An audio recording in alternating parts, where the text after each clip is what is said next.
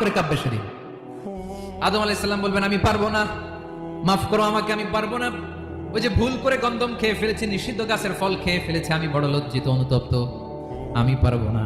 আজকে আল্লাহ এত রাগান্বিত হয়েছে, আগে কখনো আল্লাহ এত রাগান্বিত হয় নাই, ভবিষ্যতে আল্লাহ কখনো এত রাগান্বিত হবে না। আমি পারবো না। এক কাজ করো, তোমরা নূহ আলাইহিস সালামের কাছে যাও। কোন নবী? লোকেরা এবার পাগলের মতো দৌড়াতে দৌড়াতে আল্লাহর নবী নূহ আলাইহিস সালামের কাছে যেয়ে বলবে, ইয়া নবী আল্লাহ নূহ, আনতা আউয়ালুর রাসূলি ফিল আরদ, আপনি জমিনে প্রথম রাসূল। আদম আলাইহিস সালাম নবী ছিলেন, রাসূল ছিলেন না। এই দুনিয়ার বুকে প্রথম রাসূল ছিলেন আল্লাহর নবী নূহ আলাইহিস সালাম। সবাই বলবে, ও নবী আল্লাহ নূহ, রাসূল আল্লাহ নূহ, আল্লাহ আপনাকে আবদান শাকুরা, শুকরগুজার বান্দা বলে কোরআনে বলেছে। কোরআনে নূহ আলাইহিস সালামের নামেও সূরা আছে না নাই? আপনি আল্লাহর প্রিয় বান্দা, প্রিয় রাসূল। দেখেন আমাদের কি দশা, ঘামতে ঘামতে শেষ। জমিনটা তামার জমিন, সূর্যটা মাথার কাছে, কি করবো আর পারি না, ঘামতে ঘামতে আর কত ঘামবো, কত দাঁড়িয়ে থাকবো। আল্লাহরে যে বলেন বিচার যেন শুরু করে। নূহ আলাইহিস সালাম বলবেন আমিও পারবো না, আমিও পারবো না, আমি আমার ছেলের জন্য এক কথা বলে ভুল করে ফেলছি। যখন মহাপ্লাবন হবে আমি বললাম, আল্লাহ আমার কলিজার টুকরা সন্তান রে বাঁচান। আল্লাহ বললেন, ও নূহ, সে তোমার সন্তান না, কারণ সে ঈমান আনে নাই, সে পাহাড়ের উপর দাঁড়িয়েছে, দেখি কেমনে সে বাঁচে। ওই যে আমি একটা না বুঝে আবদার করেছি, আল্লাহ আমার উপর রেগে গিয়েছিলেন। আজকে আল্লাহ ওই ব্যাপারে যদি আমারে প্রশ্ন করে, আমার কোনো জবাব নাই, আমি পারবো না, মাফ করো। তোমরা সবাই মিলে আল্লাহর খলিল ইব্রাহিম আলাইহিস সালামের কাছে যাও। লোকগুলো পাগলের মতো খুঁজতে আরম্ভ করবে, অযুত লক্ষ নিযুত কোটি মানুষের ভিড়ে আল্লাহর খলিল ইব্রাহিমকে যেয়ে বলবে, ইয়া খলিলুল্লাহ, ও আল্লাহর খলিল, আল্লাহ আপনাকে বড্ড ভালোবেসেছেন, আপনি কাবা বানিয়েছেন, আল্লাহ আপনাকে বড্ড পছন্দ করেন। দেখেন আমাদের কি অবস্থা। আপনি যে আল্লাহর কাছে সুপারিশ করেন যেন আল্লাহ আজকে বিচার শুরু করে। আল্লাহর নবী ইব্রাহিম বলবেন, আমিও পারবো না, আমি আমার জীবদ্দশায় 3টা মিথ্যা বলেছি। কয়টা? আসলে মিথ্যা না, একটু টুইস্ট করে কৌশল করে কথা বলেছিলেন, ওইটাকে হাদিসে মিথ্যা বলা হয়েছে। আমি জীবনে 3টা মিথ্যা বলেছি, জীবন বাঁচানোর তাগিদে কৌশল করে 3টা কথা বলেছি। আজকের এই কঠিন ময়দানে আল্লাহ যদি ওই 3টা কথার ব্যাপারে জিজ্ঞেস করে, লজ্জায় আমি মাথা দেখাতে পারবো না, আমিও পারবো না, আমিও পারবো না। আজকে আল্লাহ এত রেগে আছে, আগে কখনো এত রাগে নাই, পরেও রাখবে না। তোমরা সবাই মিলে বনি ইসরাইলের নবী মুসা আলাইহিস সালামের কাছে যাও।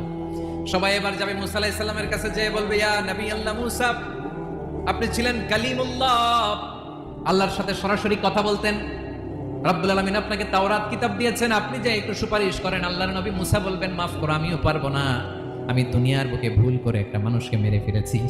আমি মারছিলাম আদব শিক্ষা দেওয়ার জন্য এক থাপ্পড়, এই থাপ্পড়ে যে লোক মরেই যাবে আমি জানতাম না। আজকে আল্লাহ যদি জিজ্ঞেস করে কেন মারলা, জবাব আছে? ওই লজ্জায় আমি অনুতপ্ত, আমি পারবো না, আমার এই কথা বলো না। আজকে আল্লাহ বড্ড রেগে আছে, আমি পারবো না। তোমরা আল্লাহর নবী সাল্লাল্লাহু আলাইহি সাল্লামের কাছে যাও। কিয়ামতের ময়দানে মানুষগুলো পাগল পাড়া হয়ে আল্লাহর নবী ঈসা আলাইহিস সালামের কাছে যাবে, যে বলবে, নবী ঈসা আপনি রূহুল্লাহ, বাবা ছাড়া আল্লাহ আপনাকে বানিয়েছেন, ইনজিল কিতাব দিয়েছেন, মৃত মানুষকে আপনি জীবিত করতে পারতেন। আজকের এই কঠিন বিপদের দিনে আপনি আমাদের সাহায্য করেন। আল্লাহর কাছে যে বলেন যেন বিচার শুরু করে। ঈসা আলাইহিস সালাম বলবেন, আমিও পারবো না, ইন্নী উবিদতু মিন দুনিল্লাহ, আমার উম্মত খ্রিস্টানেরা আল্লাহরে বাদ দিয়ে আমি ঈসার ইবাদত করেছে। আমার মা ম্যারি আর আমাকে ডাকতো জেসাস ক্রাইস্ট, আমার ইবাদত করেছে, যদিও আমি আমার ইবাদত করতে বলি না। ঈসা আলাইহিস সালামও ইবাদত করতে বলেছেন একজনের, তিনি কে? আল্লাহর নবী ঈসা আলাইহিস সালাম বলবেন, আমিও পারবো না। আজকে আল্লাহ অনেক রেগে আছে, আমি পারবো না, তবে একটা পরামর্শ দিতে পারি, একটা সাজেশন দিতে পারি। আজকের দিনে এই কঠিন মুসিবতের কালে, এই কঠিন সময়ে কেউ আল্লাহর দরবারে দাঁড়িয়ে একটা টু শব্দ করার ক্ষমতা কারো নাই, একমাত্র আখিরি জামানার পয়গম্বর বিশ্বনবী মুহাম্মদুর রাসূলুল্লাহ ছাড়া। মানুষগুলো এবার আগুনের মধ্যে পানি দিলে যেমনি আগুন নিভে যায়, দাউ দাউ করা হৃদয়ে জ্বলন্ত আগুন তাদের ঠান্ডা হবে। কিয়ামতের ময়দানে ওই বিভীষিকাময় সময়ে, মুসিবতের কালে মানুষগুলো পাগল হয়ে বিশ্বনবীকে খুঁজতে আরম্ভ করবে।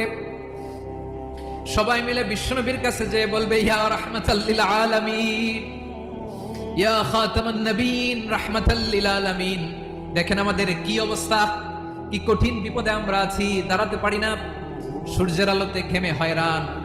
আজকে কেউ সুপারিশ করতে পারবে না। সব নবীরা অপারগতা স্বীকার করেছে, তারা বলেছে আপনি ছাড়া কেউ নাকি আল্লাহর সামনে দাঁড়াতে পারবেন না, আপনি একটু সুপারিশ করেন। বিশ্বনবী বলবেন, আসো আসো, আজকের দিনে আমি ছাড়া আল্লাহর সামনে কেউ দাঁড়াতে পারবে না। বিশ্বনবী মাকামে মাহমুদে যে আল্লাহু আকবার বলে সিজদায় লুটিয়ে পড়বেন। আল্লাহ রাব্বুল আলামিন বিশ্বনবীকে এমন কিছু চমৎকার শব্দ শেখাবেন, ওই শব্দগুলো দিয়ে আল্লাহর প্রশংসা করে বিশ্বনবী কাঁদতে আরম্ভ করবেন। বিশ্বনবী এমন ভাবে অজর দ্বারা সিজদায় লুটিয়ে পড়ে কাঁদবেন, রব্বুল আলামিনের রহমতের দরিয়ায় জোশ লেগে যাবে। রব্বুল আলামিন এই দৃশ্য থেকে সহ্য করতে পারবেন না। রব্বুল আলামিন বলবেন, ইয়া মুহাম্মদ ইরফা রাসাক, ও নবী আপনি মাথা তোলেন, মাথা তোলেন, আপনার কান্না আমি সহ্য করতে পারি না। নবী আপনি মাথা তোলেন, সাল তুতা, আজকে আপনি যা চাবেন তাই দেব। নবী আপনি সিজদা থেকে মাথা তুলেন, সাল তুতা, যা চাবেন তাই দেব। ওয়াশফা তুশাফা, যার জন্য সুপারিশ করবেন তার সুপারিশ কবুল করে নেব। বিশ্বনবী এবার মাথা তুলবেন। যে বিভীষিকাময় সময়ে প্রত্যেক নবী বলেছেন আমি পারবো না, প্রত্যেক নবী বলেছেন নফসি নফসি, আমার কি হবে আমি জানি না, আল্লাহ আমারে বাঁচাও। প্রতিটি নবী বলবেন নফসি নফসি, আল্লাহ তুমি আমারে বাঁচাও, আমারে বাঁচাও। বিশ্বনবী মাথা তুলবেন, তুলে বলবেন রব্বি হাবলি উম্মতি, আল্লাহ তুমি আমার গুনাহগার উম্মতকে বাঁচাও। এই দুনিয়ার বুকে রব্বুল আলামিন সব নবীকে একটা করে দাওয়া মুস্তাজাবা দিয়েছেন, মানে যে দোয়া করলে কবুল হয়ে যায় সাথে সাথেই। দাও বিহা, দুনিয়ার সব নবীরা ওই দোয়াটা দুনিয়ায় করে ফেলেছে। সব নবীকে আল্লাহ একটা করে দোয়া দিয়েছে, নবী দোয়া করলেই কবুল, সব নবীরা ওই দোয়া করে ফেলেছে দুনিয়াতে। বিশ্বনবী বলেন আমি করি নাই। ওয়া ইন্নী আখতাবিউ দাওয়াতি শাফাআতান লি উম্মতি ইয়াউমাল কিয়ামাহ, আমার ওই স্পেশাল দোয়াটা আমি দুনিয়ার বুকে কঠিন বিপদে পড়েও কোনোদিন করি নাই। আমি আমার স্পেশাল দোয়াটা কিয়ামতের দিন আমার গুনাহগার উম্মতকে সুপারিশের জন্য রেখে দিয়েছি।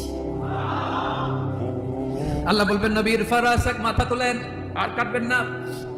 বিশ্বনবী মাথা তুলবেন, আল্লাহ বলবেন সাল তুতা, আপনি যা চাবেন তাই দেব। ওয়াশফা তুশাফা, সুপারিশ করেন, সুপারিশ কবুল করব। বিশ্বনবী বলবেন আল্লাহ ওই স্পেশাল দোয়াটা দুনিয়াতে করি নাই, আজকে আমি তোমার দরবারে দাঁড়িয়ে কিয়ামতের দিন ওই দোয়াটা করছি। আল্লাহ আমার যে উম্মতের হৃদয়ে যাররা পরিমাণ ঈমান আছে, আমার একটা উম্মতকেও তুমি জাহান্নামে ঢোকাতে পারবা না। বিশ্বনবী পাগলের মতো একবার হাউজে কাউসারে যাবেন, একবার সিরাতে যাবেন, একবার পুলসিরাতের দিকে, একবার হাউজে কাউসারের দিকে পাগলের মতো দৌড়াতে থাকবেন। তার কোনো গুনাহগার উম্মত যাতে জাহান্নামে ঢুকে না যায়, সেদিন কেউ সুপারিশ করতে পারবে না বিশ্বনবী ছাড়া। এজন্য 5 নম্বর আল্লাহ বললেন মান যাল্লাযী ইয়াশফাউ ইনদাহু ইল্লা বিইযনিহি, কার সাহস আছে, কার এত বড় বুকের পাটা কিয়ামতের কঠিন দিন আল্লাহর সামনে দাঁড়িয়ে সুপারিশ করবে? কার ক্ষমতা নাই, কারো ক্ষমতা নাই। বিশ্বনবী সেদিন সিজদায় পড়ে